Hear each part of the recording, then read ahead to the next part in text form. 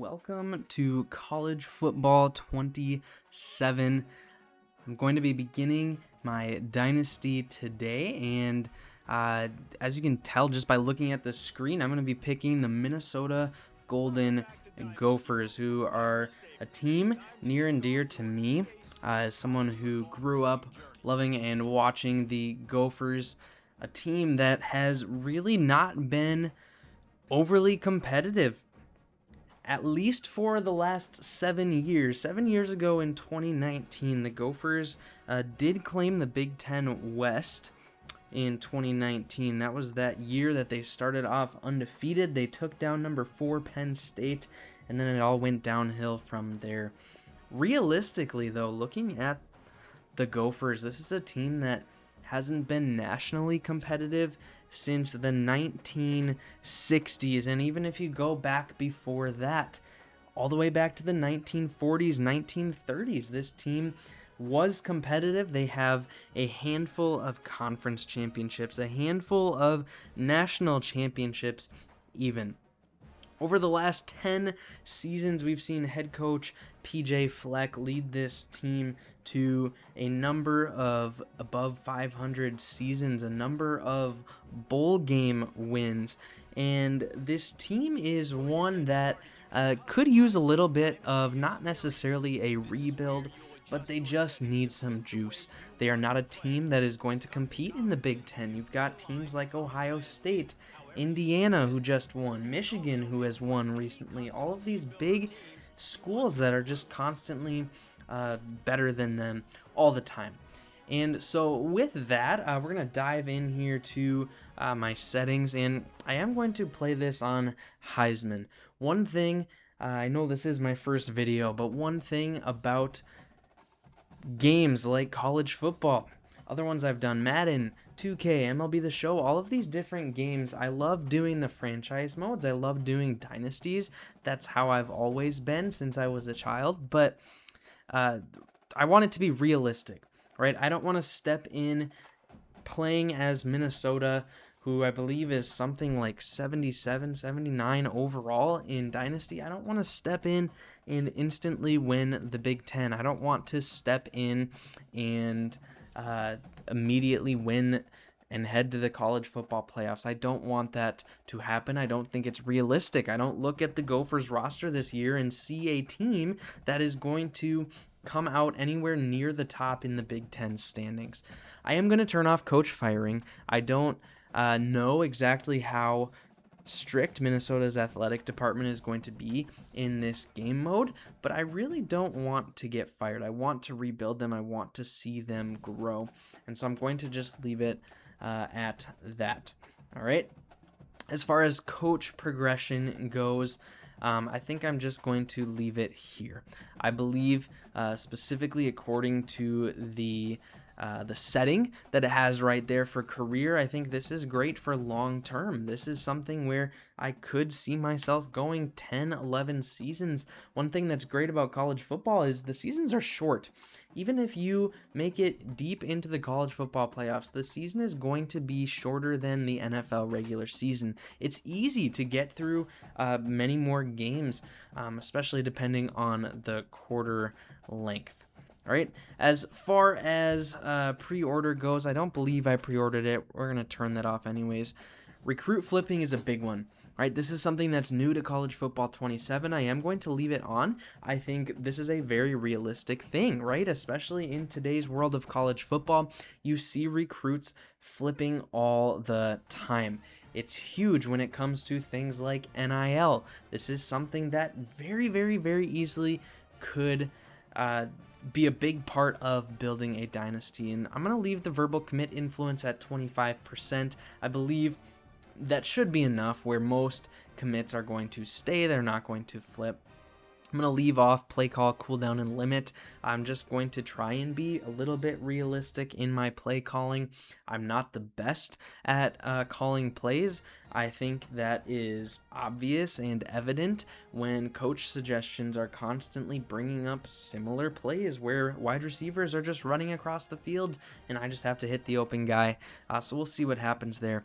I am going to go with an 8-minute quarter. Now, typically I don't play any sort of football game with this length, but I believe that it gives the opportunity for stats to be a little bit more realistic, right? If you have something more like 6 minutes or 5 minutes, it's fine. However, you're going to see your defensive statistics inflated. You're going to have very, very good defensive numbers. Now, that is fun. However, it may not be entirely realistic to be holding, Power 4 teams to 21 points. It's just not the reality. I'm going to turn on accelerated clock. I think it speeds up the game a little bit. I tend to put it around 17, but I'm going to put it at 20 just to give a little more time for the ball to be snapped. And we're going to leave off coach mode here. I am going to leave conferences the same right now. I think that, in the future, there might be some teams that start to build up, and you could potentially move those, but I'm not going to do that. I'm going to leave that the way it is right now. I think even though he's at level 42, I think that's a little high for what I want to aim for in what kind of feels a little bit like a mini rebuild. And so I am going to create a new coach, and I do always tend to lean towards recruiter, right? Because you want to make the most of your recruiting opportunities. However, I think I'm going to... You know what? No, I'm going to stick with that. There's something about recruiting that is just exciting. I'm going to stick with that, and we're going to create our first ever coach in college football 27, and I'm going to go through here real quick and just pause for a moment as I create my coach, and then we will be back. I have finished up here creating the coach. I've gone with Ryan Cruz. I had to kind of randomize what the name was going to be and the appearance as well, but Ryan Cruz is going to be jumping in as a level 1 head coach, focusing on recruiting, trying to get some new big talent coming to Minnesota to play some football. And so we're going to sign Ryan Cruz into the Minnesota Gophers franchise. One of the first things I want to do before I forget is get the sliders set up properly, just so that, things can be a tad more realistic. I am going to lower the quarterback accuracy, and I'm sure this seems odd, but this is more so for myself, so that it doesn't become the sort of thing where I go for an accurate passing quarterback and it turns into I'm able to complete every pass. Again, that's not something that is realistic. I'm going to lower the pass blocking just a little bit. Some of these things you may be wondering, why are you lowering them? They probably are okay at 45 or at 50. Yeah, I'm sure they are, but I'm going to lower them just to make things seem more realistic. As far as interceptions go, I do lower this one only because sometimes the players find a way to intercept the ball without actually getting their heads around. It kind of bothers me. I don't enjoy seeing that. I am going to turn the quarterback accuracy down even further for the CPU than I did for myself, solely because if you have ever played college football, you'll notice, or Madden, that the quarterbacks tend to finish a game against a user with like an 86% completion. Unrealistic. This is one way to help with that. So we're going to lower that just a little bit. One of the worst ones that I feel like I have to lower is the pass blocking and run blocking for the user. It's already not great. This isn't something that is super specific necessarily to myself. It is just something that I think could be lower. This is not the NFL. You're going to see blown coverage. You're going to see dropped passes. You're going to see poor passes from the quarterback. You're going to see missed blocks. That's just the reality. Injuries happen far too often, and I understand that, yes, they are a part of real life. However, it feels like it's happening on every other drive. Even if it's a small injury, that doesn't happen in real life. There are plenty of injuries that occur during the games, but not as often as it makes it seem. So I believe everything else here I'm going to leave the way that it is. The rest of this stuff with the penalties and whatnot can stay But that's our sliders, and that's what that is going to look like for our dynasty here. So what I would like to do before I get into anything else is I want to take a look at the depth chart for Minnesota. Who are we working with? What are we going to have going into the season? And I'm going to go just position by position here. And it starts with sophomore quarterback Drake Lindsey. Lindsey looked fantastic last year for the Gophers.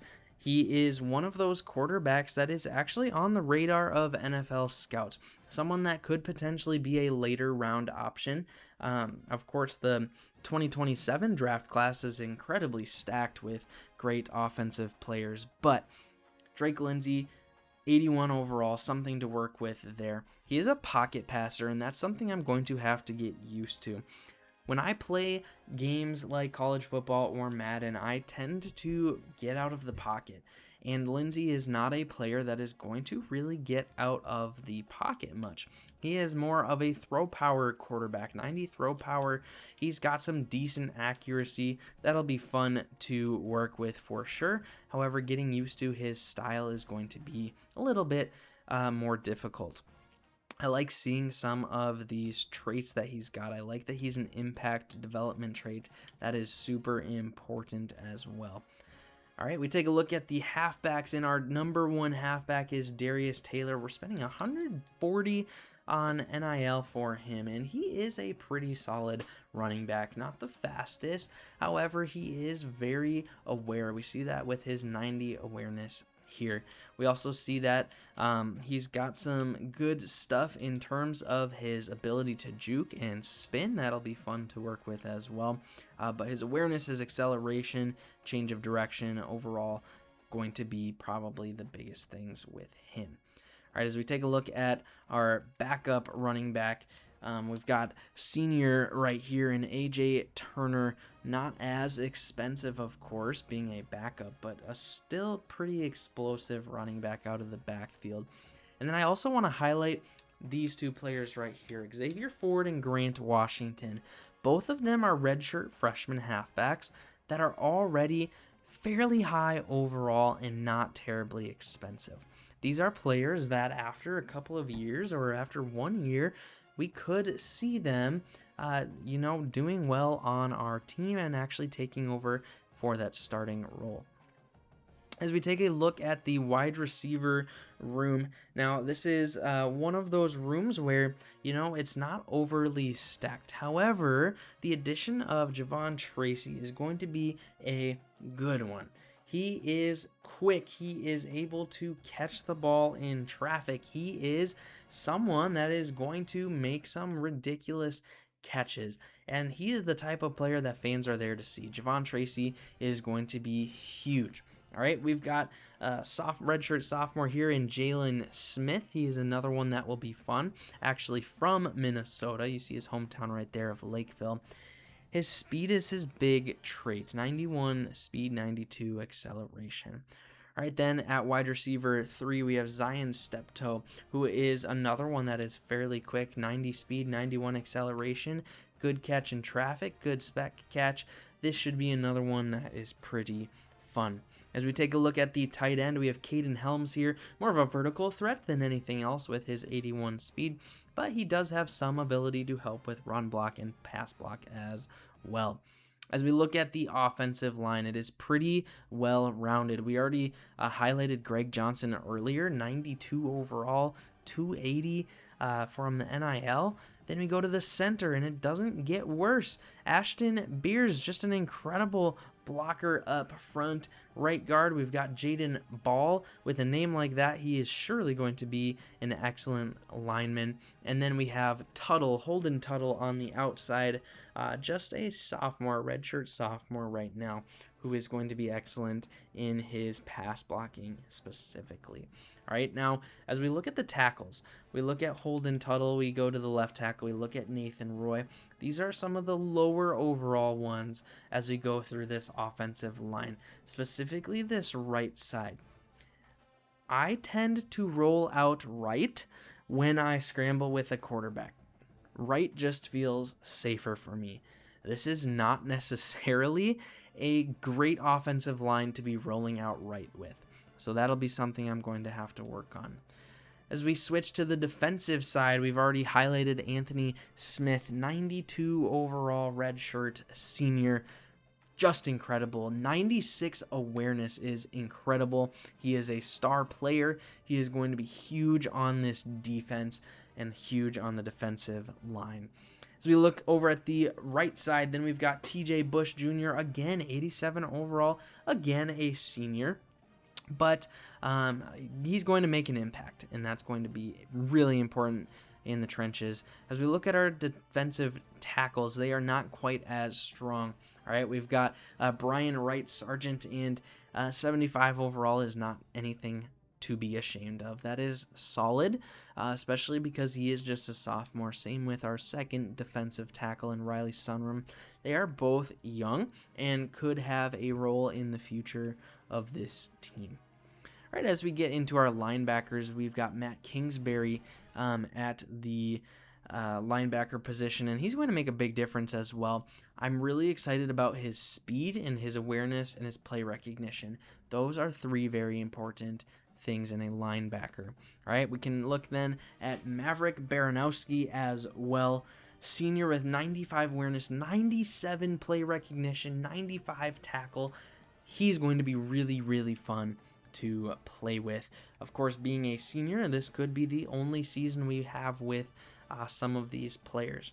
Okay, we look at the cornerback position. John Nestor is one of the bigger ones to keep our eye on. 88 overall. After that, it drops to 75.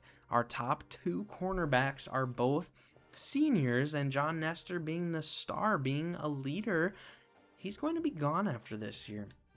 We might need to look into recruiting some other cornerbacks. All right, as we dive into the free safety, we've got a solid redshirt senior here, 80 overall, going to make a difference. And then we go to the strong safety, and of course you've got Kerry Brown back there. He's going to be excellent. He's going to get some interceptions for us. His ability to recognize plays and to cover is exactly what we need back there.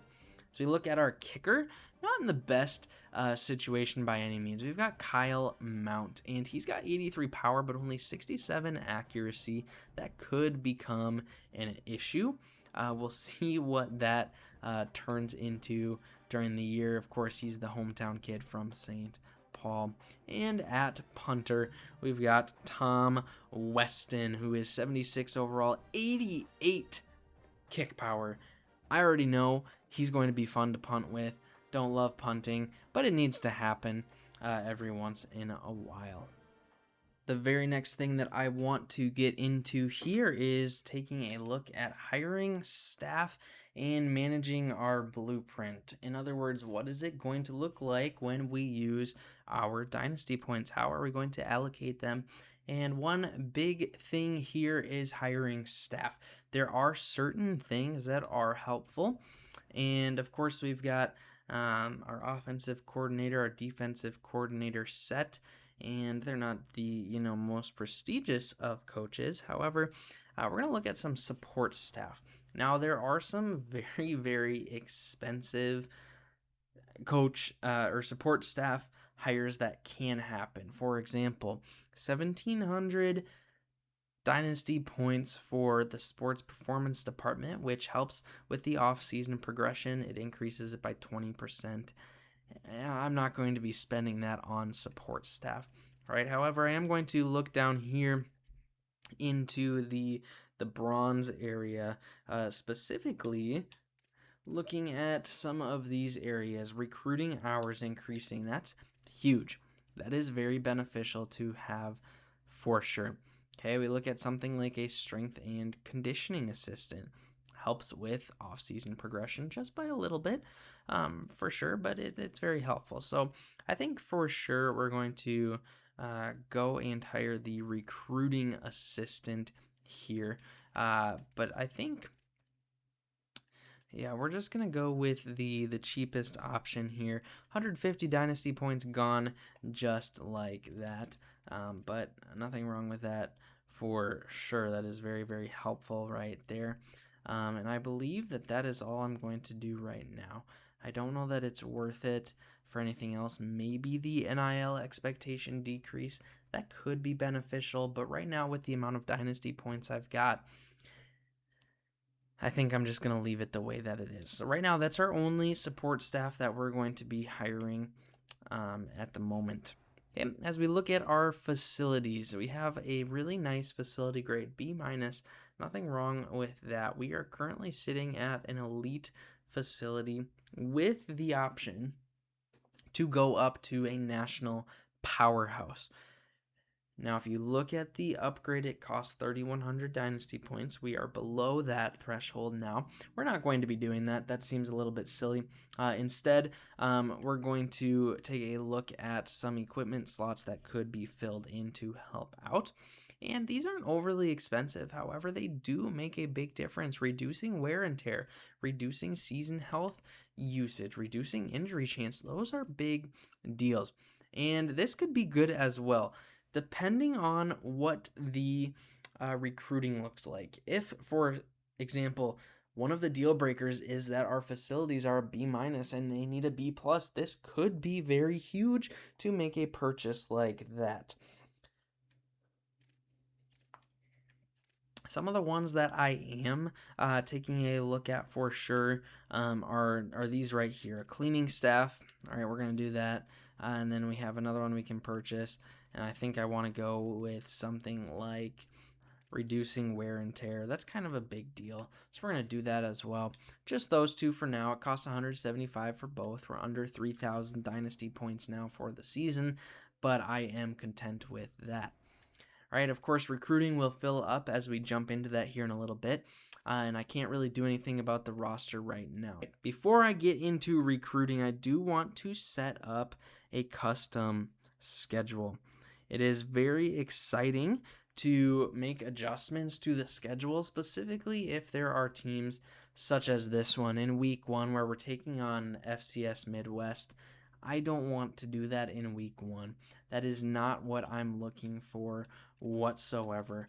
So we look at our schedule for this year. There's a lot going on. We've got a handful of top 25 matchups, 5 of them to be exact right now. We will have a handful of home games to open up the season. But I'm going to switch this one out. I don't want to face an FCS team to begin our dynasty. Instead, we're going to start off our season against a top 25 team. We're going to start at home against Louisville. They were 9-4 last season. They are a top 25 team. It's going to give us a, kind of a realistic expectation setting performance. Now for the biggest thing. What are we looking for in recruiting so that we have a very competitive and built up roster? All right, and I'm going to start with 5-star prospects. You never know if there's any interest. You just got to give it a shot and see what happens, and we don't have any right now, and that's okay. All right, we're going to take a look at the 4-star prospects then. What interest do we have here? And I'm going to take a look at these 3, all 3 of them. Deontay Wall is going to be scouted. Yosef Abadi. Wow, I do not know how to say this last name. We're going to look at George. He's out there in Wisconsin. Definitely likes being close to home, right? We definitely need to target a halfback as well. We know we have some younger ones that are coming onto the scene, but we also know we're probably going to lose Darius Taylor after this season, and who's going to replace him? So we're going to look at Alex Carrion. We'll leave Jaleel Knowles alone for now. I do also want to add a wide receiver. We can see here in our team needs up at the top that we should be targeting 4 wide receivers. And we're going to start with Quincy Fehoko. That seems kind of fun. 4-star physical route runner from Missouri. We're going to target him as well. Along with targeting Fehoko, I think it's important. Even though we have a handful of cornerbacks, we notice that they aren't super strong, and so we are going to target Stephon Pleasant here. And then I haven't marked yet a free safety, and so I'm going to mark John Whiteheart. That's going to be one we want to look at for sure. I know I already have a defensive tackle in our targets, but I'm going to add Dakota Shaver. He is the number 49 ranked prospect. For sure going to add him to the list. We're going to add Stephen Woollyhand. What a name. I'm going to skip past Otis Brunham here. I understand he's probably going to be a solid halfback, but I'm going to skip by him and take a look at Bradley Beaver, only expecting 100 NIL as a 43rd ranked physical route runner. That is going to be pretty exciting for sure to take a look at there. Along with that, we still probably should add a few more cornerbacks, so we're going to take a look at Ronald Hepburn and see what he's got going on. Then if we look at our linebackers, we know that wasn't a super strong position for the Gophers, and we're already second on his list behind Florida, so we're definitely going to look there. We're going to take a look at Keenan Rooks, receiving halfback. We're going to take a look then at Shane Russo and see what he's got going on as the 35th ranked prospect. Again, Florida's the only team ahead on the list. So we do need to add some offensive linemen and some linebackers and receivers. So I'm going to go down to Shakir Parms, who's a thumper archetype.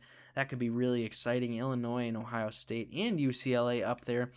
We're going to add him to our list as well. And how can you skip over someone named Craig Christmas? This just isn't someone you can skip over. We're going to add him to the list as well as Devontae Owen and Trent Ramsey. We are going to take a look then down here at Jay Azuma, 124th ranked prospect. We're going to look at him as well. I don't really need any more corners. I'm now looking for some mics and some offensive line. And so I'm going to sort this out here. We're going to go look at the guards and see what there is for 4 stars. And there's really only one that's interested in us right now, and that's Christian Carr. We're going to look at Christian Carr, but I also am going to look at the 3-star. There's no 3-star prospects interested in Minnesota as a guard. All right. So with that, then maybe we'll throw in someone like Clayton Vanover, as well as Anthony Santiago and Quentin Bryant. We're going to look at all 4 of them. Let's take a look at the centers available. We've got 23 targets so far. All right, there's what we needed to see. Chester Langley, Gideon Casa, Jason Ryder, all prospects we want to be scouting. And we're also going to look at the 3-star centers. Doesn't look like there's really any interest there. So I'm going to now just look at the halfbacks. We definitely should be targeting a couple more. We're going to check out Jarek Friend, see what he's looking like. And then we'll look at Sean Dull as well. All right, we are at 28 targets, and I do want to go back to the linebackers here and get some more on the list. We got Kyle Durango, Carl Brink, John Tryon, Ben Pacheco, Jamarcus Davey, Nate Togafau, what a name, and last but not least, JD Tuttle. And I think that's where we will stop. And now we're going to start our scouting off. No 5-star recruits this year. That's okay. We're going to focus on some of these 4-star recruits. And I already know that for somebody like Seontae Wall, who wants 95 NIL, we can offer that. We've got 4,500 remaining to work with. But of course, we're going to scout. We want to make sure that we don't have any busts ending up in our recruiting. So Seontae Wall looks to be pretty good for an edge. Nice hit power. I would say the speed could be a little bit higher. The pursuit is good, though, as well. All right, Yosefa Body. Oh, yeah. This guy looks incredible. 91 acceleration, 85 hit power, got some abilities, got some good mentals. I'm going to go with he's going to be a pretty solid player. Let's take a look here at George.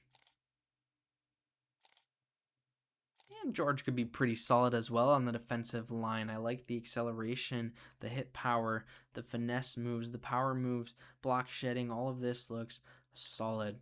As we look at Alex Carrion, when I'm looking for a halfback, I'm looking for a handful of things. Number one, I'm looking for speed.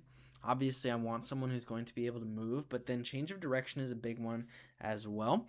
And then the catching. Are they a player that could potentially catch some passes out of the backfield and actually make some things happen? That's a big thing I'm going to look at as well. Quincy Fehoko, we have our first gem of the Dynasty. We are definitely going to be looking at him. 87 speed, 85 release.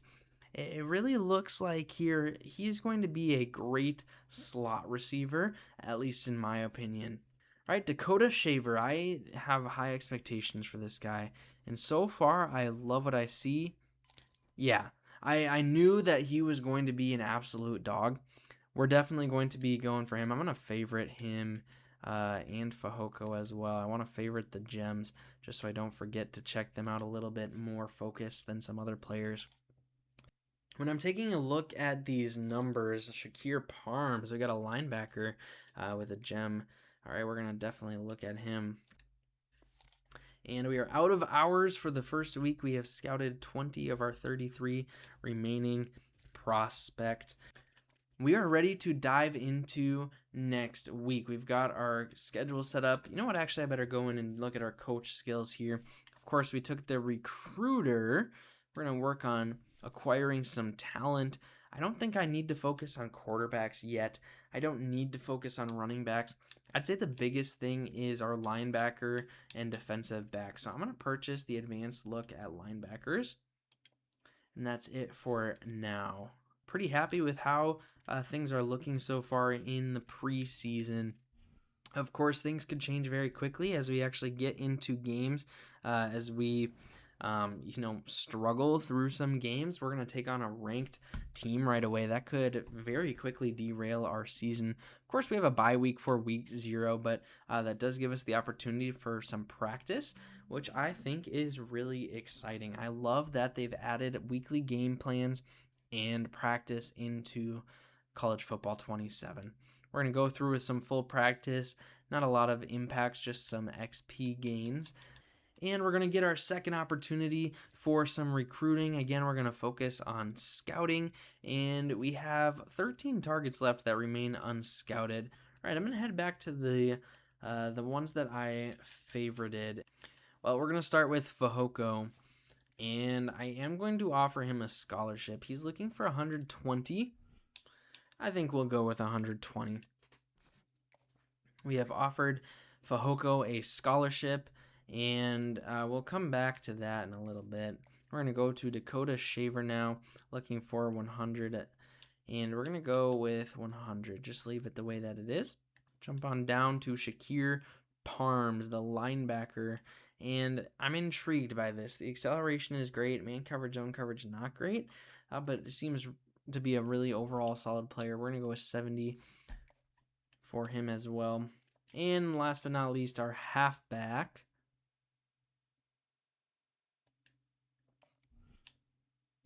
That speed was something else. I'm going to go with 70, try to get him up a little bit. And I'm actually also going to contact his family and friends. And then we've got Jason Ryder, also looking for 70. I'm going to go with 80. Having a solid center is so important. And then we're going to contact his friends and family as well.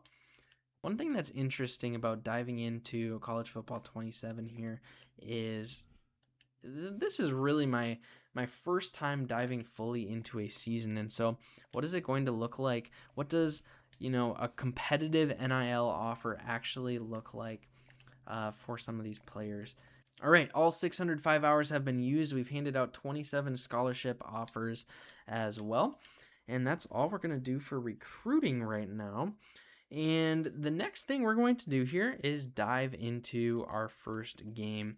And we're finally ready to jump into our first game. We're going to host Louisville, the 24th ranked team. Now, another thing about Minnesota that I love is their uniform selection. Of course, it is purely cosmetic, but let's just look through these real quick. You've got the home jersey, the maroon and gold, the classic M. The away jerseys are fun with the white and gold and maroon, and I love Goldie Gopher on the side. It looks sick, and you can't tell me otherwise. These are top 5 jerseys in college football. All right, we've got the alternates with the all gold. Those are sick. Might have to make our season debut in those. Second alternates, of course, we've got the blackouts. We love those. More of a dark gray, I guess. We've got the throwback if you want to go way back. Home option number 1, maroon and gold with the gold helmets. Those are beautiful. The away option giving us the chrome helmets. Those are beautiful. And the alternate option, we have the gold jerseys with the maroon and gold. And there's just a ton to choose from. You've got the white helmets. You got the all whites for the road games. Got the all maroon with the chrome gold helmets. There's so many options for Minnesota. It's so much fun to look at. All right, I think we're going to go with the alternates to open up the season in all gold. We're going to leave Louisville's alone. They look fine in the all white with the red pants, and they are higher overall than us, just by 5 points on everything overall, offense and defense. It's going to be interesting jumping into this game. All right, crowd pattern. What is crowd pattern? Oh boy, I didn't know that this was a thing. We have to go with a gold out, considering we're in the all gold jerseys. We are about to kick off the college football 27 season as we jump into week 1 against 24th ranked Louisville at Huntington Bank Stadium. We're wearing the all golds. The crowd is all in gold. It looks beautiful. We're going to run out with the oars. Row the boat has been the big thing at Minnesota since PJ Fleck took over. I know we're taking over with Ryan Cruz now, but that does not seem to be going anywhere. Minnesota Golden Gophers set to take on the Louisville Cardinals. I will say the presentation this year just seems better than before. Of course, it's only 69 degrees. Oh, look at all of that gold. It is simply beautiful. And here we go. We have kicked off 2026-2027 season, and we do get after him, knock him down at the 17. I will say the AI choice on returns is always interesting. I'm always kind of baffled at their decisions to return or to let things go. I know that Louisville has a solid halfback, and so, we see the screen, and they lose 3 yards on the first play of the season. Wow, that wasn't even the blitz. That was just excellent coverage by Brown to get there. Okay, so this is what I'm talking about with what happens here. I don't love my options then with my coach suggestions. I mentioned that earlier. All right, we're going to man Baranowski here. And the snap. And, he's open. And a missed tackle shed by number 1. Louisville picks up 5 yards on second down. It is 3rd down and 8. I'm going to shift the line and spread them out a little bit so they can get outside, get to the quarterback. Baranowski staying close to the tight end, and he's under pressure, and down he goes! We get our first sack of the year. The Golden Gophers are going to force a 3-and-out. Brian Wright Sargent with the sack. Louisville's punting from their own end zone. Minnesota set to take over here. Punt goes to about the 40. And a solid return crosses midfield to the 45-yard line. Nothing to complain about there. Nice return by Hayes. And Drake Lindsay takes the field for the first time in 2026. The Golden Gophers, their first drive on offense. We're going to run the ball to start here. We've got Darius Taylor in the backfield. I love this gold out concept. It looks beautiful. And Lindsay with the snap, and we've got some blocking, and Taylor cuts back inside, but only for a 2-yard gain. One thing that has driven me absolutely nuts about watching the Golden Gophers over the 10 years that PJ Fleck has been in control of the team is the concept of run, pass. I watched that enough with Mike Zimmer and the Vikings. I'm not a big fan of that. And so, yes, I went run here, but now we're set up 3rd and inches. It gives us the opportunity to convert. We're going to go with the wide zone to the left. I don't want to run right. I see some press coverage on Javon Tracy on Smith. We're going to stick with the original plan. And there goes Taylor. He cuts in. He is inside the 30 with a first down. We've seen 3 rush plays, nothing to pass yet. We're going to change that up here. Get Drake Lindsay's arm loose. I like these comeback routes on the outside. I'm going to have a tough time staying in the pocket. And Lindsay in the back. And almost got hit, and it came from the right side of the offensive line. That's what I'm worried about. I'm very concerned about how that right side is going to hold up. We're just going to go for a short pass here, try to get a few yards, and that's going to come from either Thompson or Smith here, depending. And we're going to go this route, and we pick up 6 yards. It's 3rd down and 4. We're going to be looking Helms or Thompson or Smith here. Oh, I changed my mind.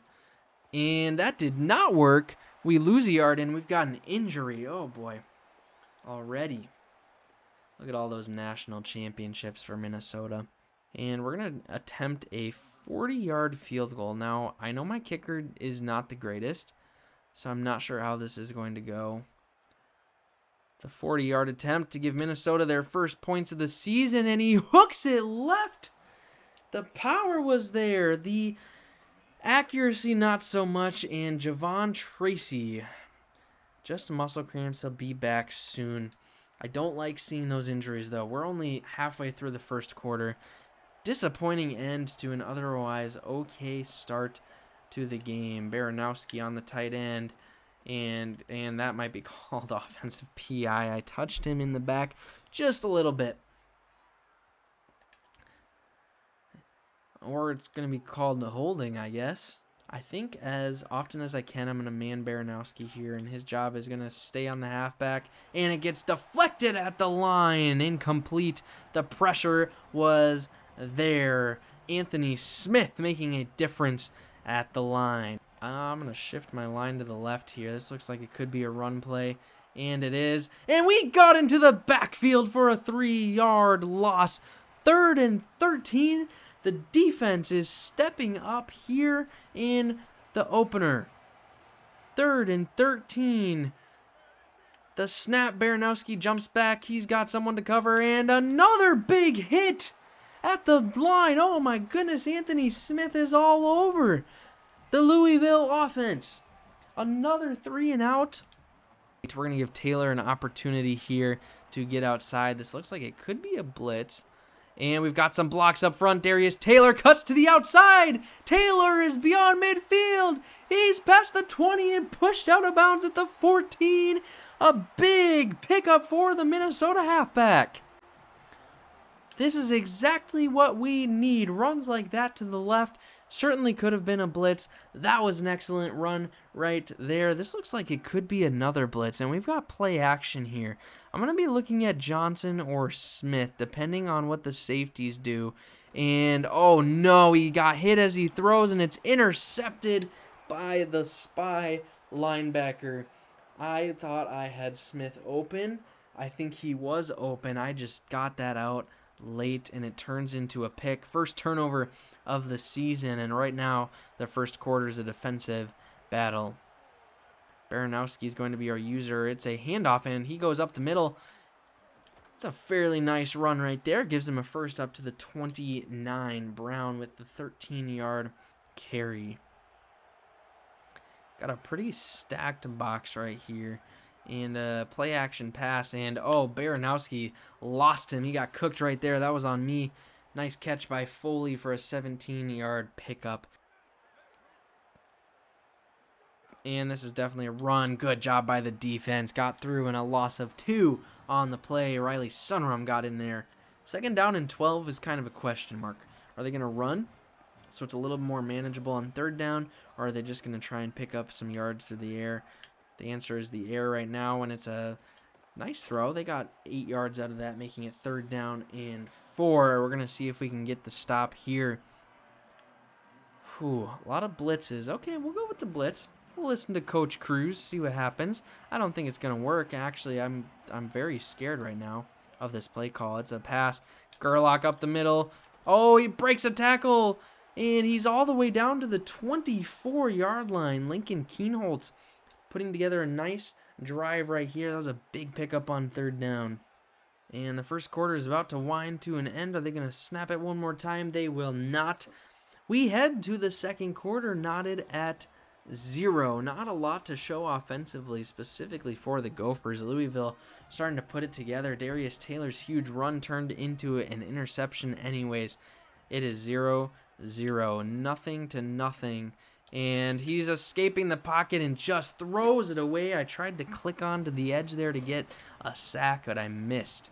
2nd down and 10. Handful of receivers on the line. This is a run for sure. And he gets away, and a nice run right there. Picks up a few. It's 3rd down and 5. That was halfback stretch to the right. We're going to go with cover 1 contain. I trust this a little bit more, I think, than a big blitz right now. So Baranowski's going to have to cover the halfback. And it's a run. I was not expecting that. And we get the stop. No yards on 3rd down. We held them. They're going to have to attempt a field goal. Short attempt, a 37-yarder. Oh, boy. Woo, I jumped off sides awfully quick there. Good thing I got back. That would have been a 1st down. Wow. Louisville puts up the first points of the season. It is 3-0. Offense looking to do better this drive. Only a 1-yard pickup there for Taylor. They just need to do better.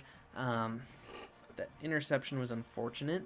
I think it was, not exactly the quarterback's fault. That's a tough one. All right, what do we got here? And thrown behind him, and he drops the pass. It is now 3rd down and 9. By the way, for those of you watching, in case you're wondering why I have not called a single RPO, I'm not good at RPOs. I really struggle with not only the reads, but then also, shucks, I got hit again at the line. But also, I start to panic a little bit as soon as that ball gets snapped. And a nice tackle by Baranowski. A 6-yard pickup, though, on 1st down is going to give them some options here. I think we're going to go with a blitz. I will say my biggest concern is going to be the offense. I do not believe that the Gophers have a... big hit, but he breaks it. I don't think the Gophers have a big enough offensive threat to truly compete in any capacity, whether it's for division, conference, or college football playoffs. I just don't see that happening. And play action here. And he's brought down behind the line. The sack by Ziegler, a 7-yard loss. It's 2nd and 17. 7-yard loss on the play. We're going to go man here, a 2-man. And it's a play action, and that is caught. Wow, what a catch by Trey Richardson. I can't believe he hung on to that. I was hoping to get a little more pop on that hit, but nothing really came of that. Baranowski's going to be our guy right here. And it's a fake sweep, and all of a sudden, and the ball is thrown away. We almost got to him again. I will say our defensive line is playing extraordinarily well right now. It is quite fun seeing them get to the quarterback on a ranked team. That's huge. Games are won in the trenches for sure. And we're going to get a play action play here, and another sack. This time Anthony Smith gets one, his first sack of the year. Anthony Smith, our playmaker on defense, for another sack. Can we hold on? It's 3rd and long. They're out of field goal range right now. Baranowski's going to have the middle of the field and the tight end. Just watch the checkdowns. That's okay. Make the tackle. Gave up more than I would have liked to there. 10 yards on third down is never ideal.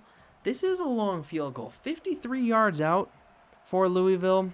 They hit the first one with ease. Second one, no good. It hits the uprights. It is still a 3-0 game. I am shocked. That looked like that was good, and then all of a sudden it just looked like it wasn't. Oh, you can see the Minneapolis skyline there in the background. That's beautiful. And we're going to run play action here, and I am going to move out here, get the ball to Taylor, and a nice juke there. It's only going to get about 3 or 4 yards. Not a terrible first down play. And we're approaching the 2-minute warning, and Taylor breaks free and gets a first down. 6 rushes for 84 yards in the first half for Darius Taylor, and we have reached the 2-minute warning. It is only 3-0. What a bizarre beginning to the season. On 1st and 10, we're going to see if we can pick up something big here. And I'll take that. We like 8 yards on first down. That's beautiful. On 2nd and 2, what can we get here? Thompson with a nice cut outside, and he'll make the catch. Stays on his feet. What in the world just happened there? Missed tackle from Louisville. Minnesota's in business. 1st and 10, minute and a half to go. We're going to call sticks from the 30. We're just going to go here. Probably could have gotten more, but that's a 6-yard pickup. We do still have all 3 timeouts. Got the bubble slants here. We're going to see what the coverage looks like. And not a great throw. That ball was almost picked off the tip. That was close. 3rd down and 4. I don't know if I trust our kicker from this part of the field. That's a 50-yard field goal. We need a first down here. I'm going to look either Taylor or Smith most likely. And Taylor it is. And, oh, we couldn't get the hands on the ball.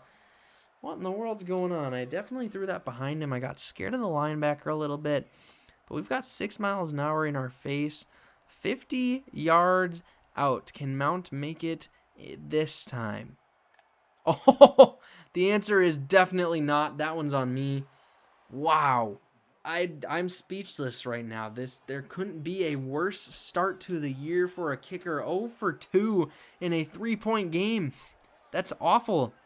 And now Louisville is going to run a draw play. He got a nice run there. First down. Just no offensive production. And when you get close enough to, score, it's just not happening. You're not making the field goals. And I might have gone the wrong way here. The ball's incomplete. We've been getting to Keenholz quite a bit here. I like the pressure that I'm seeing from our line. That is excellent pressure. Gerlach's going to get the middle of the field and the tight end right here. And he's going to chase down the quarterback, and that ball is nearly intercepted. Threw it into double coverage. It's 3rd down. I'm going to pinch my 3-man line here just in case it's a run. It's not. And they convert the first down. Wow, a big 3rd down conversion for Louisville. And they're in business. 27 seconds. They've got 1 timeout. This is not looking great for Minnesota. And a deep shot down the right side, and he caught the ball. Oh my goodness. What a grab.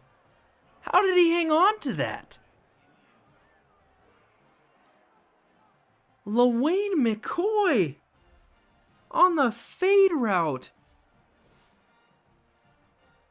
Oh, what a catch. He hung on to it after getting hit. A 6-3 halftime lead has translated into a 10-0. And I got the animation for the block and I ran into the kicker instead. Things could not be worse for the Golden Gophers right now. Taylor with a nice run on first down. 9-yard pickup, we'll call a timeout. Got to get the passing game going here if we want to score before half. And a dump off to Taylor. He makes 1-man miss.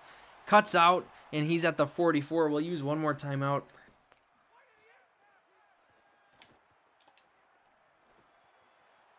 Taylor with a nice catch. take it across midfield to the 43. We're not kicking a 60-yard field goal here. Might just have to take a shot at the end zone. And now we're getting a delay of game because I'm not paying attention. This is not going well for Minnesota. Disgusting display of offense right now from Drake Lindsay and the Gophers. And now you've added more yards to have to throw the ball.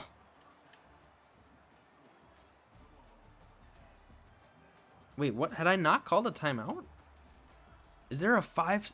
Oh my goodness, there's a 5-second runoff? Oh boy, what a weird end to the half. This is going so poorly. It could be a 4-point game right now. Instead, we're down by 10 and getting tackled at the 16 on a kickoff return. This really could not be going much worse for the Golden Gophers.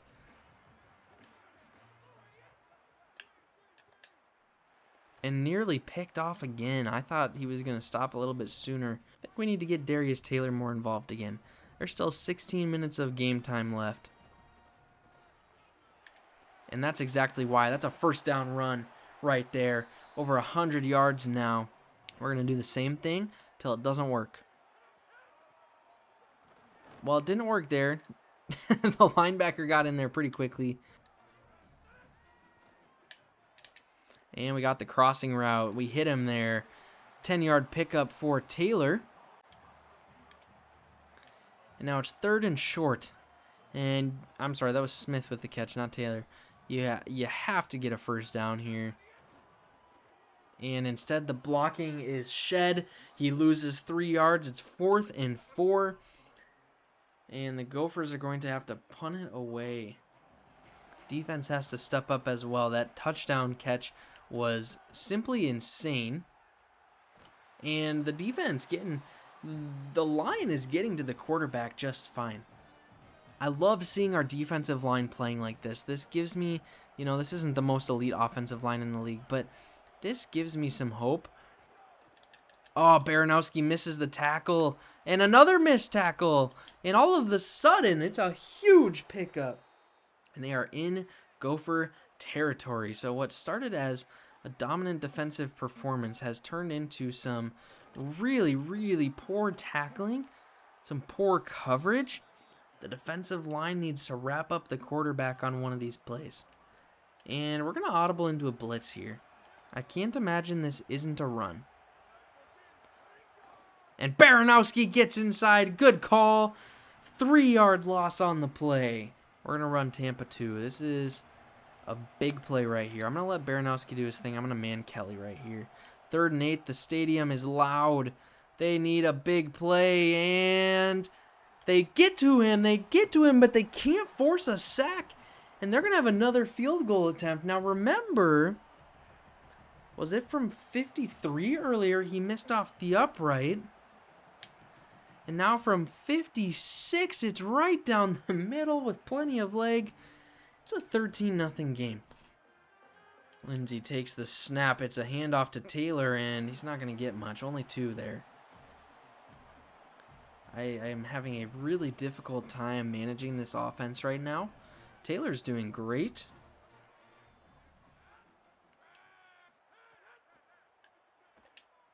And it's not a good throw, but I think that for sure should have been a flag.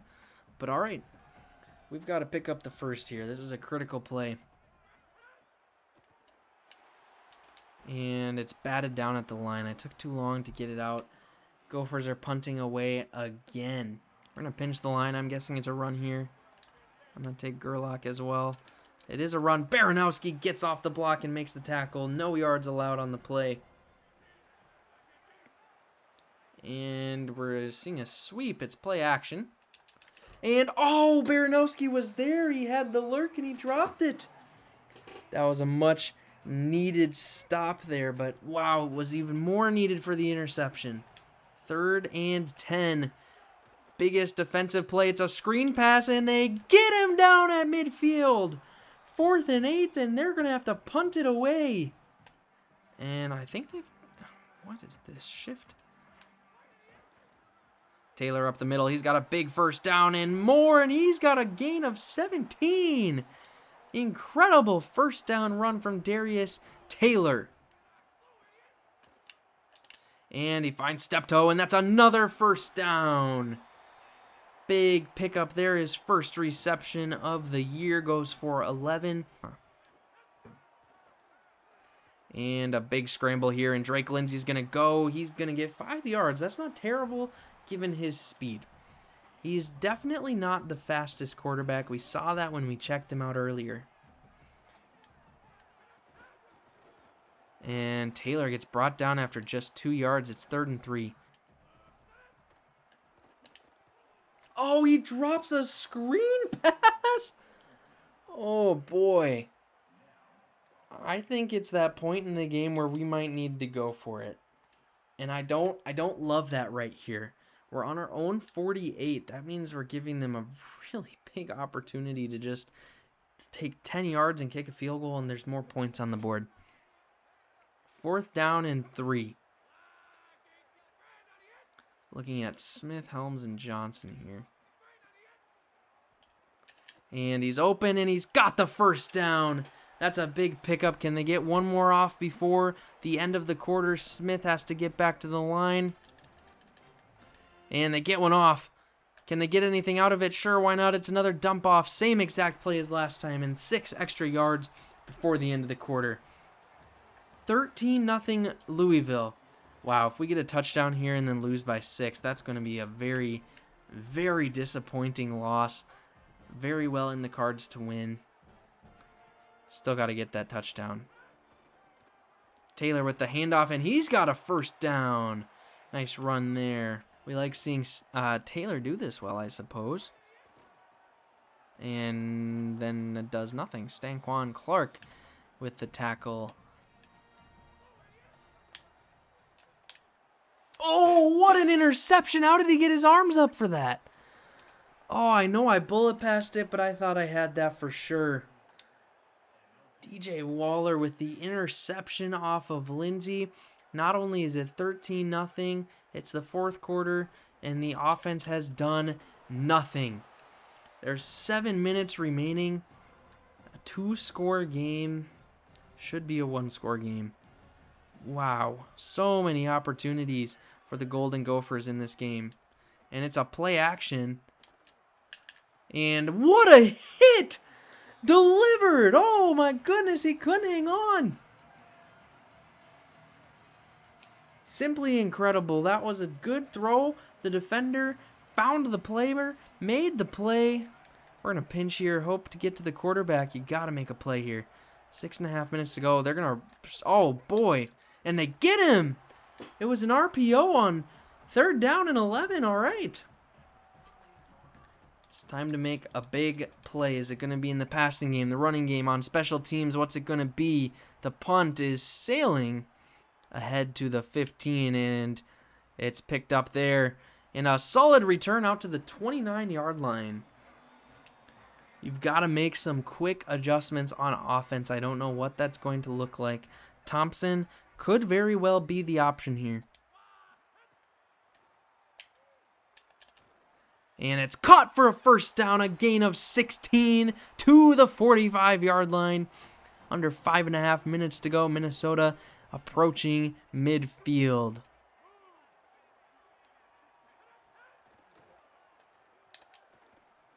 And thrown a little bit low, but a 6-yard pickup on first down. It's 2nd and 4. And nothing really going there. 3rd and 4. And hit as he throws. It's 4th down again. We're in the same field position where we've got to go for it. Cruz knows it. The fans know it. I know it. Empty backfield. 4th and 4. And it's... Oh, he dropped it. Are you kidding me? Oh, my goodness. He dropped the pass that would have converted the first down. This game is over. And if it wasn't before that snap, it certainly is now. First down, probably in field goal range. We're going to keep blitzing here. I don't mind these man blitzes. I'm going to man Gowsby here and try to sneak up here. And we are now under 4 minutes to go in a 2-score game. feels pretty unlikely that Minnesota's going to come back. It feels unlikely we're going to score at all. They're chewing the clock, and they're chewing it hard and fast. And that doesn't help either. 2-yard pickup, 3rd and 7. The snap, it's a run. It's not a run, it's a pass, but he's pushed out of field goal range. Oh boy, that changes things.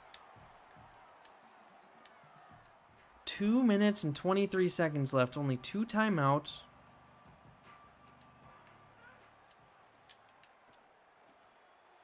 Pushed out of bounds after a 9-yard pickup.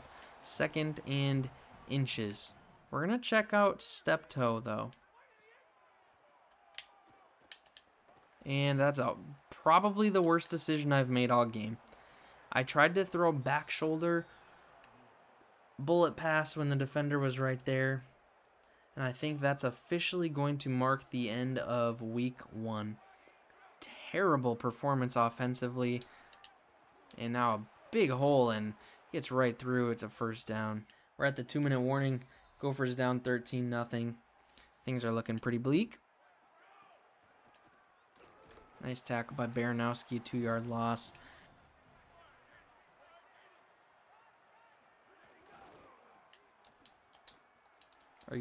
Get off the ground. What is this? Oh my goodness, we gave him so much space. Everyone in for defense here. Baranowski's going to run up. It's a sweep, and he's going to get a touchdown. Oh boy. In a 19-0 game with 31 seconds left, Louisville's going for 2. They don't trust that they can hold 3 scores, I guess. 21-0. Not a great look for the offense. Defense wasn't terrible. Could have been better for sure. Not a bad return there out to the 23. We're just going to take some shots here. It might cost us, but got to do something.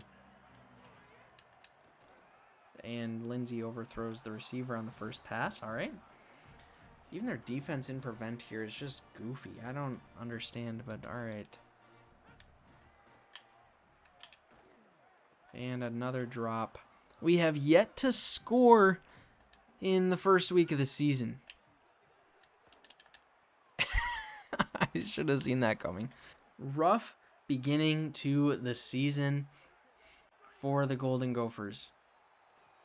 Louisville takes it 21-0, and if anything, that gives us an insight into what it is going to look like for the Gophers this year. That concludes week 1 of the 26-27 college football season. Minnesota has a lot of work to do offensively. They're going to get an opportunity as we go into next week. And already I'm on the hot seat. I did turn coach firing back on. I forgot to show that. I turned it back on. I know you can't get fired after your first season, but we're going to have to show that we can handle a team like Mississippi State as we head on the road to take them on. All right, thank you for watching. We will be back for week 2 coming up soon.